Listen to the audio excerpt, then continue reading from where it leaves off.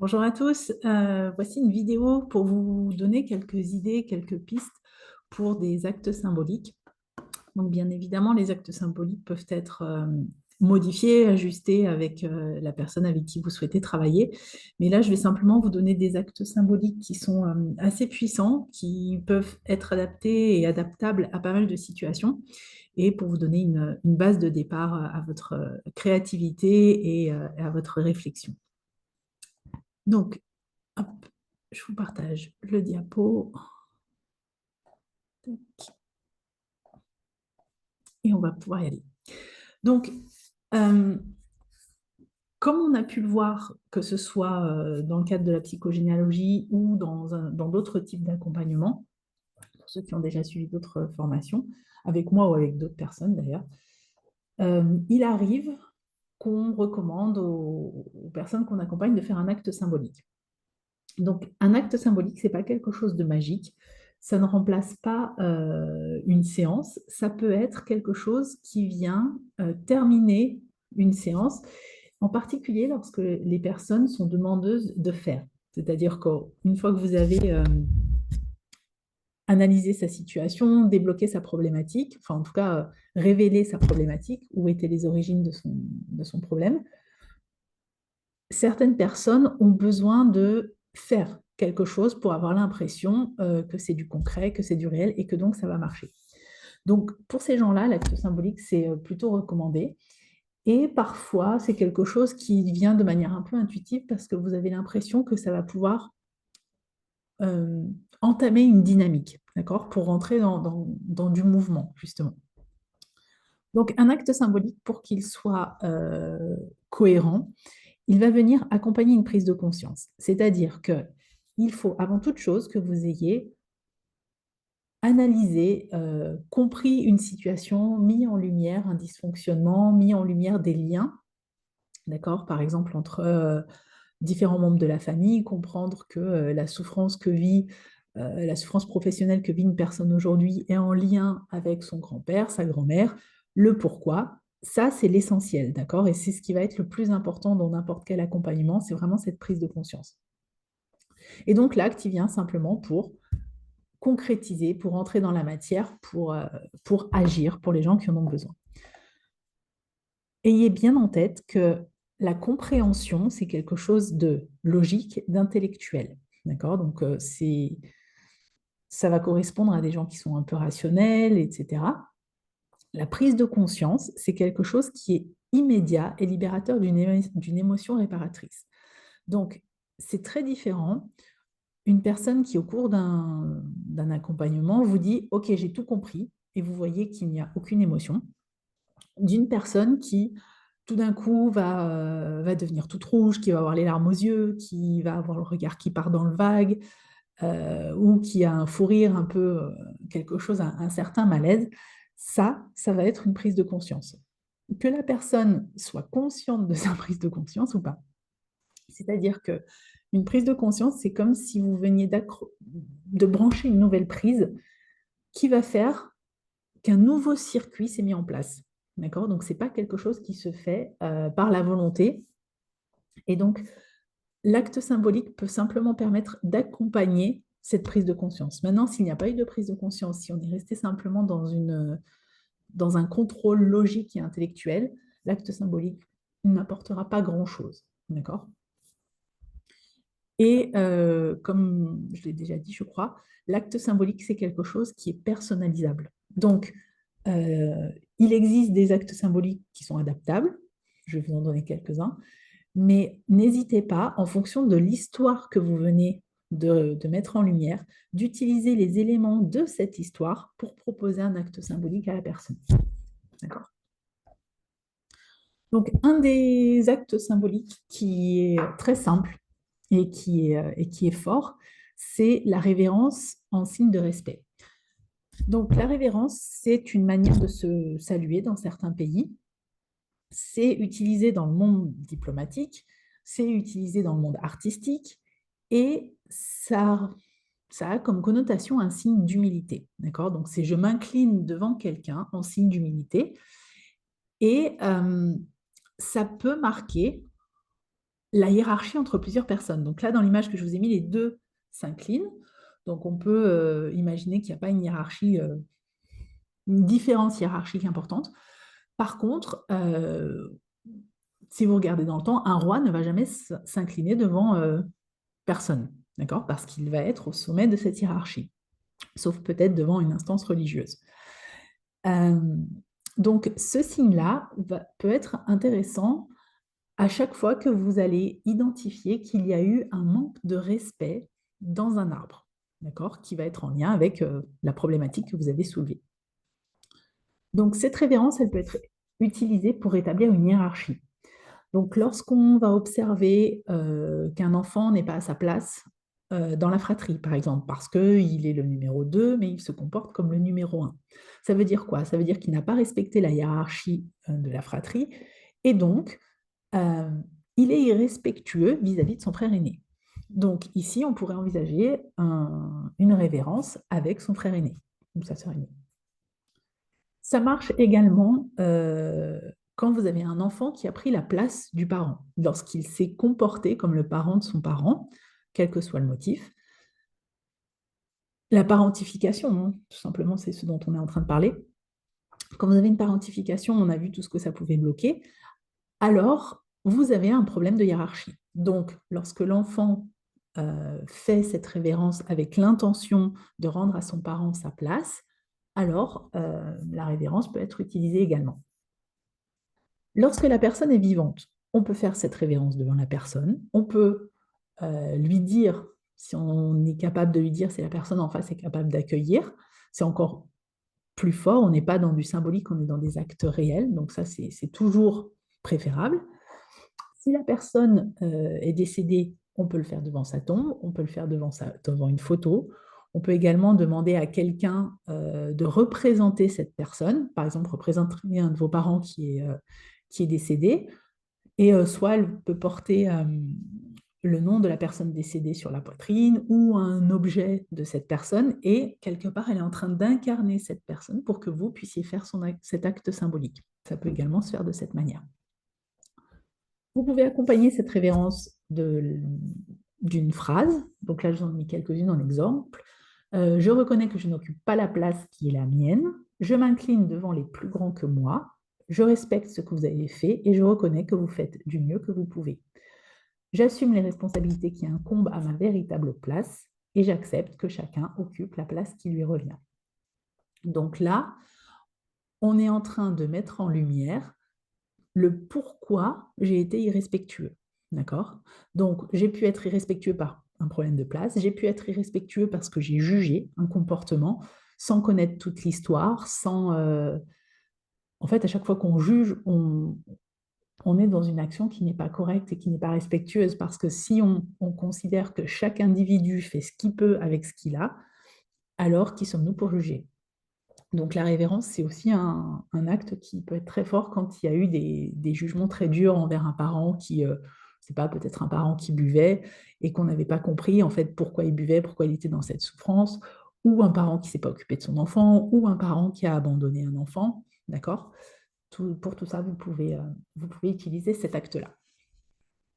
D'accord? C'est vraiment, c'est pas un acte de soumission, c'est un acte de respect vis-à-vis de la hiérarchie. Et là, je vous renvoie directement au cours qu'on a vu sur les règles hiérarchiques. Ensuite, quelque chose aussi de fréquent et d'important dans les arbres généalogiques et quelque chose d'important à soigner, entre guillemets, à réparer, c'est reconnaître les IVG et les fausses couches. Donc, en fait, assez fréquemment, de moins en moins actuellement, mais dans les histoires familiales, les IVG et les fausses couches sont des choses qui peuvent être soit tabous, soit totalement minimisées. C'est-à-dire que, en particulier, les fausses couches peuvent être minimisées parce que c'était que quelques semaines de grossesse. Mais sur le plan émotionnel, c'est quelque chose qui peut être très lourd, qui peut être traumatisant. Et le fait que ce ne soit pas reconnu, ça va laisser des nœuds et ça va laisser des émotions cristallisées qui peuvent se répercuter sur la descendance. Donc, c'est important quand on identifie ce genre de choses dans l'arbre de venir les réparer. Ici, on va considérer que même s'il n'y a pas eu d'être humain vivant euh, autonome qui est né, on va considérer la tentative d'incarnation d'une âme. C'est-à-dire que lorsqu'il va y avoir IVG aux fausses couches, à partir du moment où il y a eu conception, ça veut dire que cet individu a quand même eu ces 9 mois de préconception. D'accord? Donc, toute la partie vibratoire, la constitution vibratoire de cet être existe. Et là où ça a bugué, où ça s'est écourté, c'est au niveau de la matérialisation. D'accord? Puisque c'est un problème au cours de la grossesse. Donc là, l'idée, c'est vraiment de reconnaître cette fausse couche ou cet IVG comme un individu, comme un membre du clan. D'accord? Donc, on va lui donner sa place et on va reconnaître qu'il a existé au nom de l'ensemble du clan. Une fois qu'on a reconnu, eh ben, on va chercher à entamer un processus de deuil, puisque cet individu n'est plus là. D'accord? Donc, dans l'idéal, on va faire cet acte symbolique avec les deux partenaires. Si pour une raison ou une autre, c'est pas possible, on peut le faire tout seul ou le faire tout seul au nom des deux. D'accord? Dans la démarche que je vais vous donner. Donc, une des premières choses à faire pour reconnaître, c'est de nommer. Donc, vous choisissez un prénom, la personne concernée choisit un prénom de manière intuitive. Garçon, fille, prénom mixte, peu importe. D'accord? Mais nommer, c'est le premier pas de reconnaissance.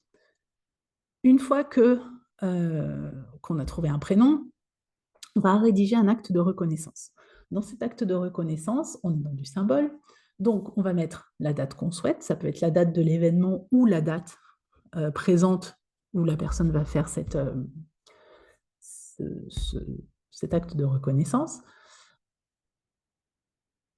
Ensuite, on va mettre que moi, Sandra de Almeida, et éventuellement le partenaire, je reconnais qu'à telle époque, une âme a cherché à s'intégrer, je lui ai donné le nom de blablabla, et vous allez rajouter ce que vous voulez.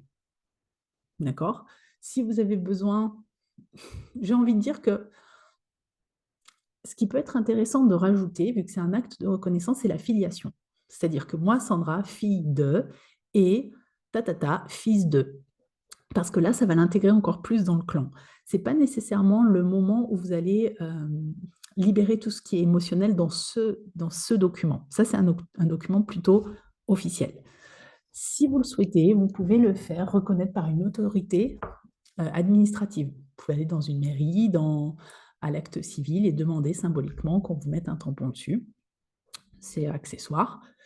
Et vous pouvez également faire un courrier en mettant toute cette libération émotionnelle, s'il y a de la culpabilité, s'il y a des remords, etc., en disant pourquoi vous avez fait cette IVG, ou exprimer toute la souffrance vécue pour l'IVG ou la fausse couche, en mettant voilà, comment vous l'avez vécu, est-ce que vous vous êtes senti accompagné, etc., etc. Donc ça ferait 2 documents. Une fois que vous avez ça, on va laisser cet acte de reconnaissance de manière visible pendant un certain temps. Ce temps peut être variable d'une personne à l'autre, ça peut être quelques jours, quelques semaines, à vous de voir. En tout cas, la personne peut le sentir, ou alors il peut y avoir des dates qui vont vous aider sur le nombre de jours. Ça, c'est pas ultra important. Par contre, ce qui est important, c'est que cet acte de reconnaissance reste visible un certain temps pour la personne, pour que son inconscient intègre l'existence de ce membre du clan. Une fois que ça c'est fait, on va faire une cérémonie qui équivaut à des funérailles. Donc la cérémonie, c'est en fonction de ce que vous voulez, de ce que la personne veut, religieux ou pas, avec les symboles que la personne souhaite. Ça peut être mettre des fleurs dans une rivière, ça peut être faire une messe, ça peut être planter une plante, ça peut être sympa si vous brûlez les documents et que vous les mettez au pied de cette plante. En fait, ça, la cérémonie, c'est vraiment libre à la personne. Mais l'intention, c'est de dire au revoir à cet individu. Les documents, ils peuvent être brûlés ou ils peuvent être conservés. Ça, c'est libre à la personne. Moi, j'aime assez, quand il y a des lettres de libération émotionnelle, j'aime assez les brûler ou les enterrer, d'accord? L'acte de reconnaissance peut ne pas être brûlé et peut, par exemple, être intégré dans un album de famille, un album photo de famille. Donc ça, c'est pareil, c'est au choix. Et ensuite, vous allez placer cet individu dans l'arbre généalogique. C'est-à-dire que là, vous allez dessiner votre arbre généalogique en positionnant ce membre et en ajustant la place des autres. C'est-à-dire que si dans le couple de vos parents, la première conception a été une IVG, alors les enfants qui suivent ne sont plus le 1 et le 2 et le 3, ils vont être le 2, le 3 et le 4. Donc là, vous allez rétablir ça en le matérialisant, en dessinant l'arbre généalogique. D'accord? Éventuellement, vous pouvez faire l'arbre lumineux qu'on verra un tout petit peu plus tard. Ensuite, on a le cadeau. Donc, le cadeau, c'est pareil, c'est un acte symbolique derrière lequel on va pouvoir mettre l'intention qu'on veut. Le cadeau, il va servir à remercier, il va servir à rembourser une dette, il va servir à se défaire de certains liens et évidemment, le choix de l'objet que vous offrez est fonction de ce que vous avez mis en lumière au cours de la séance ou en fonction de la spontanéité et de l'envie de la personne. Donc, on peut utiliser le cadeau pour soigner un enfant intérieur. C'est-à-dire que lorsqu'on a mis en lumière dans une séance que la problématique, c'est que l'adulte est coincé à un stade évolutif parce qu'il a vécu une blessure dans son enfance et que c'est ce petit enfant intérieur qui est en souffrance, alors la personne se fait un cadeau à elle-même, mais c'est le cadeau de l'adulte envers l'enfant, son enfant.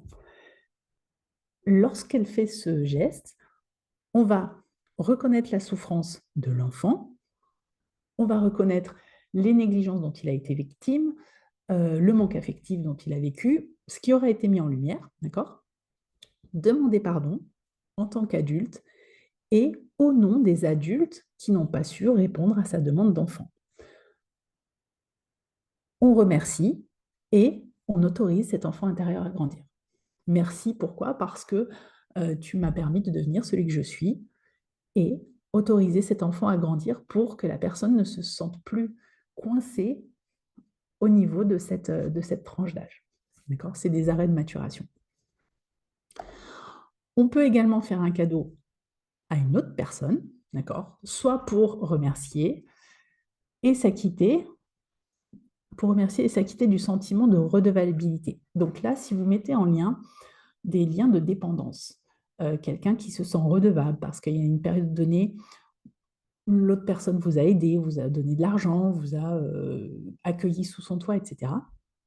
On va pouvoir faire un cadeau envers la personne avec qui on se sent redevable, qu'elle soit vivante ou décédée. Si elle est décédée, vous le déposez sur sa tombe, ou vous l'offrez à quelque chose d'anonyme, une institution, au nom, enfin, vous l'offrez à l'institution avec l'intention que ce cadeau sert à payer votre dette avec ce défunt, ou alors vous posez sur sa tombe.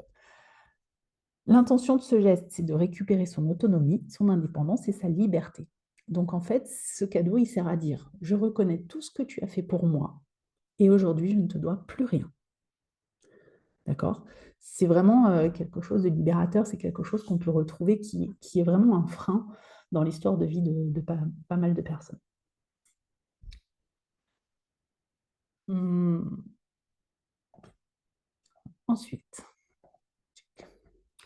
Ensuite, on a comment rompre une loyauté familiale.